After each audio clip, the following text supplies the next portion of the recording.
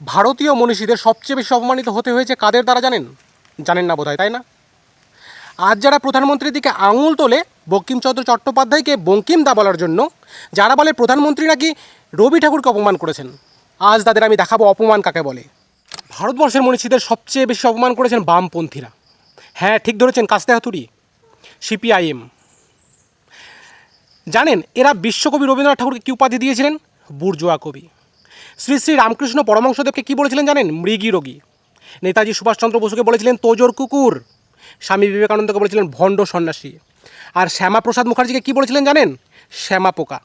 যারা আমাদের মনীষীদের বারবার অপমান করেছে তারা আজ বড় বড় কথা বলে। দাঁড়ান, শুধু বামপন্থীরাই নয়, কেন এদের শিশু সন্তান তৃণমূল, এরাও দেশ ও দেশের সংস্কৃতি ও মনীষীদের অপমানে কম যায় না।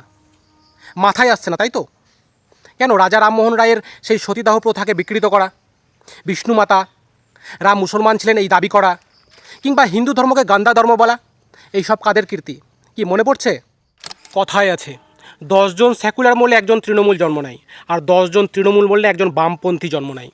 এরা দেশ ও দেশের সংস্কৃতি ও দেশের মানুষদের জন্য চরম ভয়ঙ্কর। এদের থেকে যতটা দূরে থাকা যায় ততটাই মঙ্গল। এদের এই নোংরা রাজনীতির বিষয়ে আপনারা কি ভাবছেন? কমেন্ট বক্স খোলা আছে, আপনাদের মতামত অবশ্যই দিয়ে যাবেন। জয় হিন্দ, জয় ভারত, বন্দে মাতারাম।